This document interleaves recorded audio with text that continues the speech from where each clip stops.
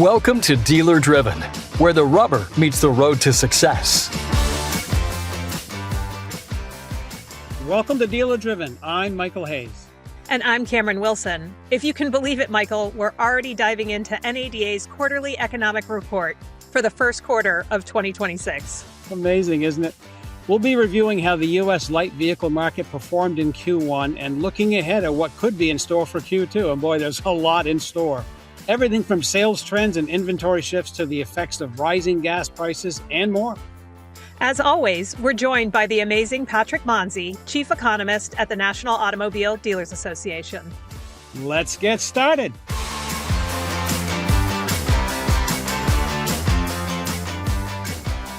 Patrick, welcome back to the show. Thank you very much for having me again. Well, thanks so much, Patrick, for being here. And before we dive into the numbers, can you give us a quick reminder of the key economic forces that were at play going into Q1 of this year? Yeah, certainly. We all got a bit of a surprise in Q1 with, kind of a war starting in Iran. And that has had a pretty big effect on a lot of commodities around the world. Now, I'm sure we'll touch on that again. But from a broader macro perspective, the U.S. economy performed pretty well last year. We had solid growth, but there are signs from a slowing labor market, slowing wage growth, that kind of we're on the precipice of maybe a shift or a bit of a slowdown in the economy, and certainly the conflict over in Iran is not really going to help.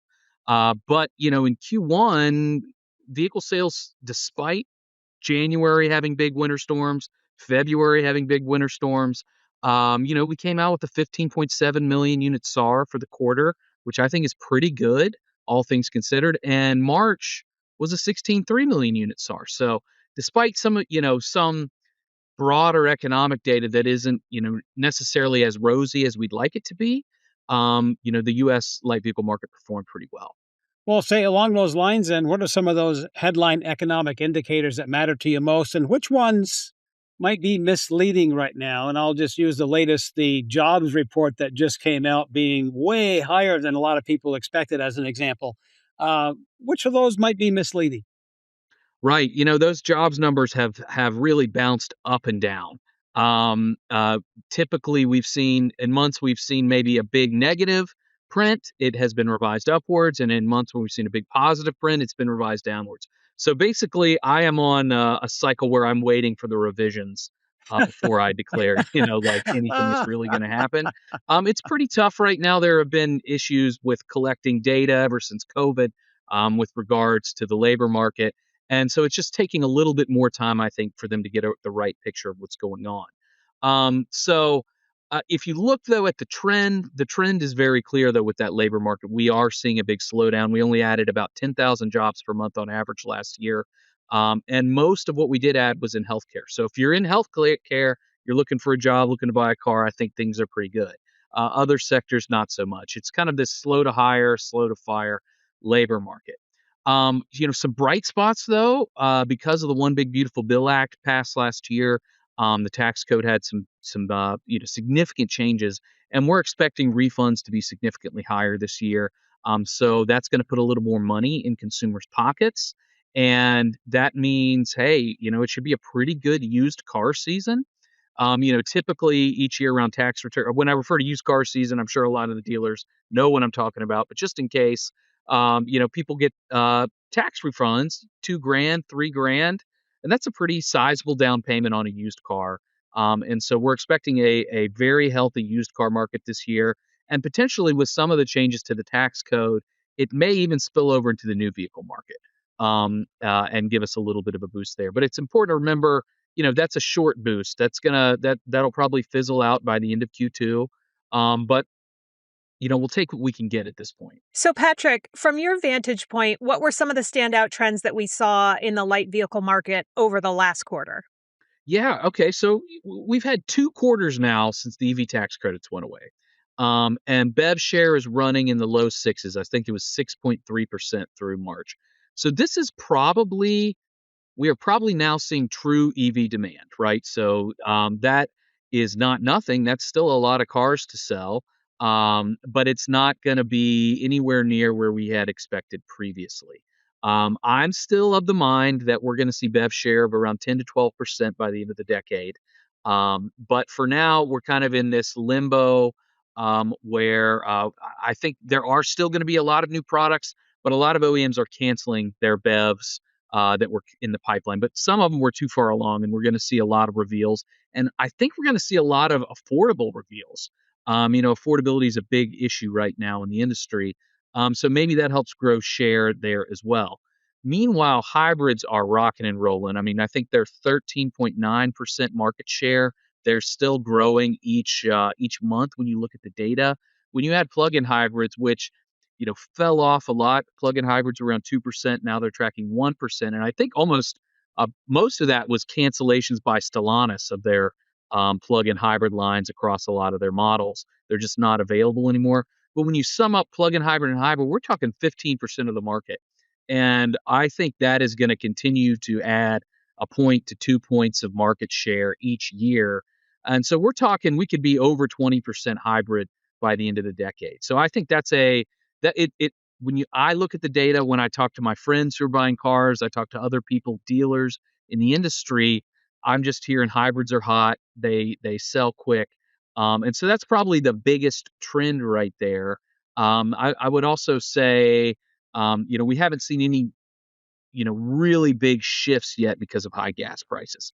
But I think we'll probably come back to that here in just a minute. Yeah, so that leads right into when dealers hear about escalating tensions involving Iran, what are the most immediate economic risks we should be paying attention to? So immediate, of course, is the oil price stuff, right? We're going to feel that pretty quickly, even though the U.S. is the world's largest oil producer. And I think in 25 and in 24, we beat our record at 24 and 25. We have produced more oil than any country ever. So, and we're about almost double in terms of the top 10 oil producers. We're about 21%. Saudi Arabia, who you pretty much think of that country or that region at least when you think about oil, they produce about 11% of the world's oil. So we produce more than some of these countries you really start to think about. So we will be somewhat insulated from these higher oil prices, higher natural gas prices, but not completely, right? It's a global market. We've already seen prices. I think my local station was $4.30 a gallon, and it's generally not the most expensive station for regular unleaded, that is. But we've seen certain parts of the country with higher gas taxes, like California, where gas regular unleaded is over $6, diesel's hitting $8 in California in certain markets. So that's the most immediate impact here, and it will probably cause on the margin consumers to drive a little bit less. But it's going to take, I think, sustained high gas prices of maybe closer to $5 a gallon before we start to see meaningful shifts in the mix that customers are choosing. I still think for now, because hybrids are so hot and they get pretty good, they get significantly better gas mileage than their traditional ICE counterparts. I think a lot of people will stick with that decision and go forward. Other impacts from Iran, right? So there are a lot of commodities that flow through the Strait of Hormuz. We're talking. I'm not want to get into all of them, but the ones that I think that could have an impact on the industry are things like two things: helium and aluminum. We'll start with aluminum first. About 10% of global aluminum supplies flows through that strait, and OEMs in Europe and Japan rely on it for a lot of their aluminum supplies for building vehicles. Already, we've heard reports of OEMs looking for alternative sources. And then here in the U.S., remember, we have a 50% tariff on aluminum. We had a big fire at the biggest aluminum producer in the country. And actually just read this morning, Ford is asking for some relief on tariffs on aluminum because they're getting really whacked on production of the F-150, right? So this is just another thing that is going to cause global aluminum prices to rise and may even lead to some shortages. And I think that's evident because you've seen how quickly OEMs have reacted to try and find alternative sources. Now, helium is an interesting one. Helium is a byproduct of liquefied natural gas production in the region, and they make a lot of it over there. And It's about a third of global helium supplies. And I know you're thinking it's like, oh man, well, I guess I'll just have to blow the balloons up for my kid's birthday party and maybe sticking to the ceiling, right? But apparently, helium is a limiting input in the production of semiconductor microchips, meaning that you cannot make the chips without helium in its liquid form. And it also, they can only keep it in its liquid form for about 45 days. So you have to get it out, move it quickly, and use it quickly before it starts to dissipate as a gas. So, we're not at a point yet where we have seen any disruptions, but this is one that I'm really paying attention to because we all still remember the chip shortage very well, and anything that will impact global microchip production will have spillover effects into the auto industry.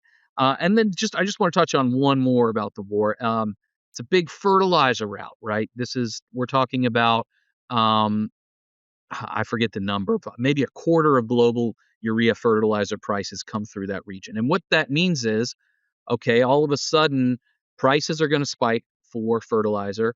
There may even and when prices for fertilizer spike, everybody might not be able to get what they need. And in the northern hemisphere, it's planting season. So if you don't get that fertilizer in the ground, that crop could just be lost. And so that could lead to higher food prices, maybe shortages in certain regions. And when you look historically, when you see a spike in fertilizer prices, you see a spike in food here in the US. So it is one of those things that it's just more kind of pressure on general inflation in our economy. That is what the main takeaway from this war and the closure of the Strait of Hormuz is. The disruption of a lot of these global commodity flows will lead to higher prices here in the US. And again, it's not going to end. If we were to end the war today and open the strait and get trade flowing, it it's going to take it a long time for that to work its way through the system. And each day it goes on, the longer it takes to undo these effects. So all I'm saying here is I hope we can come to some sort of agreement and stop the fighting and end the war. Yeah, it is crazy. I guess it highlights all the things you said. We are still in a global economic situation, and everything. Even if we produce huge amounts of fertilizer in this country, if I can get the big price in South America, the big price is going to be here too. So it is people are paying it. And the other thing that's interesting is talking about things in prices I never even thought of is apparently cosmetic prices have gone up a lot. Not that I use a lot of cosmetics, but in household I see that the fact remains that I never why would that be affected? I forgot those are petroleum products, so it's pretty wild. Let's talk about inventory. You know how important inventory levels are to the success of dealerships, not only profitability, but obviously having the right inventory at the right price at the right time is everything. So what about inventory shifts through Q1, both new and used, and what are behind those changes that you see? Yeah, we're about, I think, 2.6 million or so on the ground and in transit. It was really, I would call it flat throughout most of the quarter.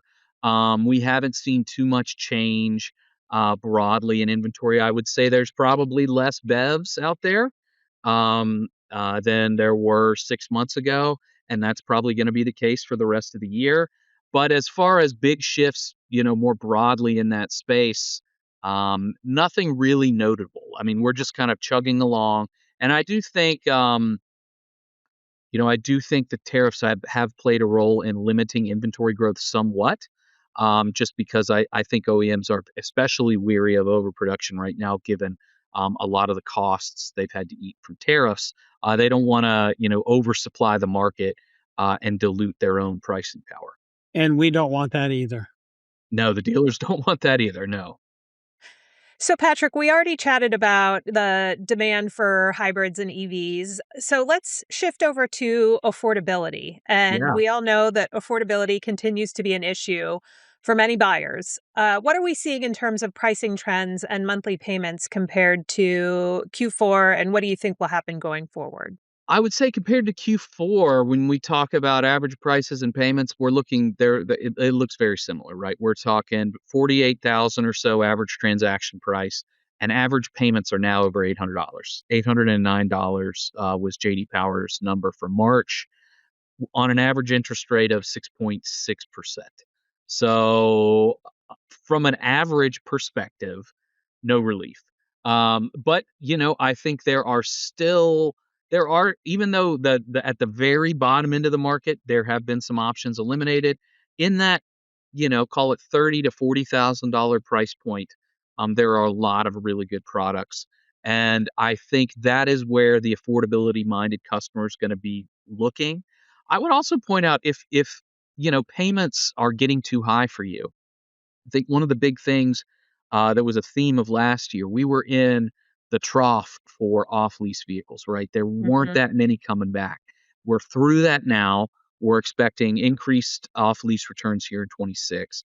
And kind of each month we go forward, a larger share of what's coming back is going to be battery electric vehicles. Now, I know we've talked about not everybody wants one, but given the depreciation rates of some of these BEVs, um, I think they will be a very interesting option for that affordability minded customer just because they are going to be, I think I think this is going to be an actual thing. I walk into the store, I've got $400 a month, and the dealer's going to tell me, okay, you can have the 10-year-old Corolla, or I've got a 3 or 4 year old BEV right here that has a lot better tech, a lot better safety stuff, and we can get you financed and get you that monthly payment that you're looking for. So I think it's going to be really interesting over the next couple years as more and more of these BEVs come back to see if that's a good way to get people into the powertrain, and get them used to driving, this new type of vehicle. So that's what I would say if you're really focused on affordability, take a look at some of those off-lease BEVs. And Patrick, if I asked you to get out your crystal ball based on what you were talking about, the off-lease BEVs, for U.S. consumers, should we expect fuel price spikes to be short-lived, or do you see a potential that they're sustained and continue on for a long time? Well, I wish I knew the answer to that. Because I think I could probably make some money if I did. But there are reports in Wall Street Journal of a ceasefire this morning. I don't know that we have, and I think the traffic on the Strait of Hormuz is going to be slow, especially at the start. But I think the moment that we see, 100 or more ships starting to flow, that was what the average was before this whole war. There were 100 plus ships that came through that strait every day.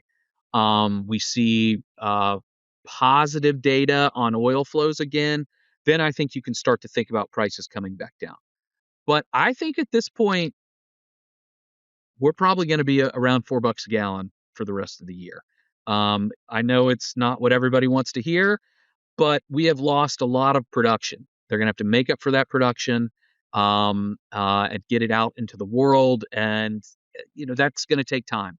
So I'm going to hope that we end the year with average prices back below $4 a gallon, but I would not be surprised if we are kind of stuck with these high prices at least until 2027. In a kind of a funny way, the president has actually increased the searches for EVs with some of the things going on here. I know he didn't intend that necessarily, but I was reading a lot with Auto Trader, Car Gurus, as well as Google searches for EVs, both new and used, has gone up over 30% in the last 30 days. Oh, There are wow. some Okay. really funny things. Well, and then it's also the affordability thing you mentioned now earlier. You're absolutely correct along those lines. So, It is really funny how, like, the industry, makes this big shift and they're canceling all the BEVs and we're going to build SUVs and we're bringing V8s back, and then we get a fuel price spike. It's just like,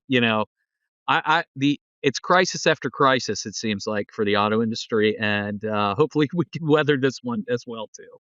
we'll see where we end up. So now looking ahead now to the next quarter here, what do you think of the major tailwinds and headwinds you're watching that could affect sales volume? Obviously, the war and stuff, but what other things do you think are going to be working into that as we're looking to the next 3 months?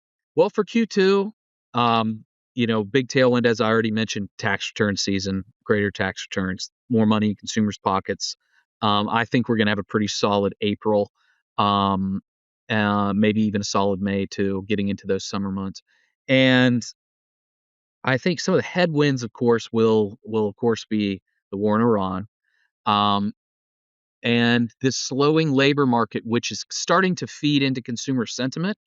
And so there has been a divergence in how people view the economy, based on how much money they make for a while, with wealthier folks feeling really, really good, and poor folks not feeling as good about the economy, right? It had spread like this, and it's starting to narrow again, and even some of the wealthier folks are starting to feel less rosy. So if you think your job is at risk, maybe you hold off on this purchase. So basically, what I hope, again, and I've been saying this for the past year since the tariffs started. I think was last year. I think last year on this day was Liberation Day. We're recording on April 8th. For the listener, um, I think more certainty about the state of the world would go a long way to assuaging a lot of those concerns about the economy. So let's end this war. Let's stop adding new tariffs, and let businesses adjust, consumers adjust, and get back to doing their jobs and living their lives. So all these things you just mentioned, then how do they complicate the path on interest rates that you see with the Fed Reserve? Oh yeah. So all right. So we got this is tough. So I think the Fed can do nothing right now, because all right, you have the dual mandate. So labor market falls is not doing so great. You would cut rates, but at the same time, the labor market is slowing, and we're seeing inflation begin to accelerate. We're already seeing, not just because of the war, but this is generally, we are starting to see rising prices in finished goods and services from producers across the country. Typically, that's a leading indicator for rising inflation.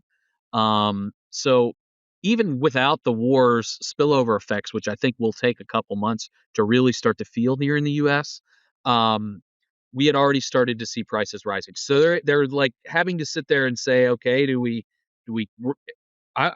my point here is I wouldn't even rule out them hiking rates a little bit if inflation really does pick up as much as it has the potential to.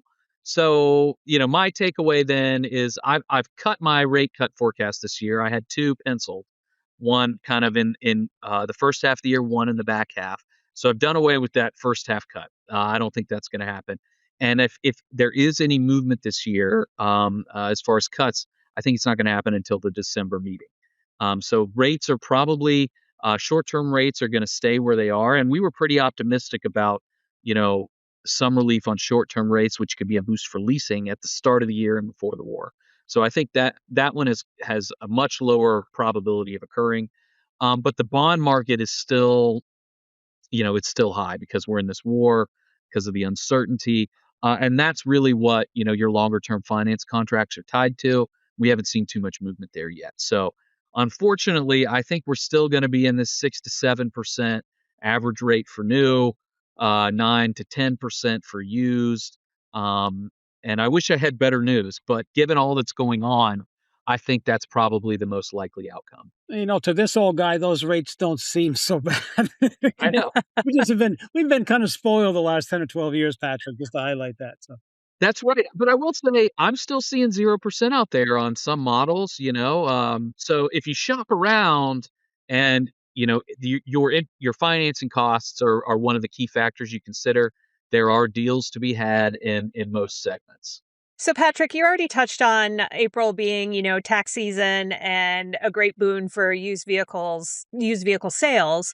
But what's your outlook going forward for used vehicle pricing and availability in the months ahead? Well, I do think I mentioned that off lease is going to pick up. So I think on the margin compared to last year, there's going to be more cars available. And I think the dealers continue to be um, very skilled at acquiring used vehicles. I've been compiling our data for NADA data, and I was looking at the time series of where dealers got their used vehicles. And I think it was 30%, in the 30s. You could go back a decade. We were in the 30% range for auction purchases. In the most recent survey we did of our members, it's down to 20%. So that auction channel is not nearly as big as it was. They're relying more on trade-ins on new and used vehicles and getting more and more clever with sourcing with off-street purchases, and buying off marketplace and stuff like that. So I think those tools will be really helpful for people who have gotten good at sourcing their cars.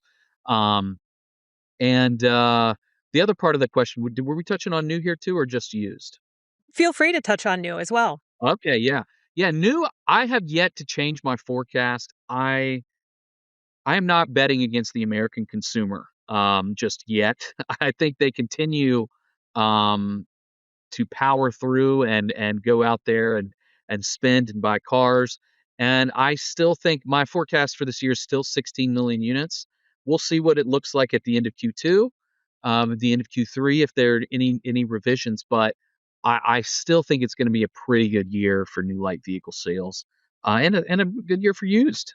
So. Terrific. Yeah, so we kind of highlighted some of them, but any other unexpected data points or trends that have surprised you in the last 3 months? Not that we haven't touched on. I mean, I spent probably, I spent several days researching all this Iran stuff, and my takeaway, like my biggest takeaway was just how many things are made from petroleum, and I just always forget. I always forget how many things it touches. So that was one of the more surprising data points that I'm like, oh man, this is going to be affected, and that too, and this and that. That was probably the biggest surprise. So a quick question I will have then, this comes from the Auto Forum, was why did J.D. Power kind of raise their estimate for new vehicle sales over what they stated last fall? They raised it a couple 100,000, if I'm not mistaken. Did I hear that correctly? Off the top of my head, I can't really remember. They focus on retail mainly, so their forecast is a retail focus. Maybe they're in their I know they speak with a lot of OEs. Maybe they are expecting a little less going through the fleet channel and a little more being allocated for retail.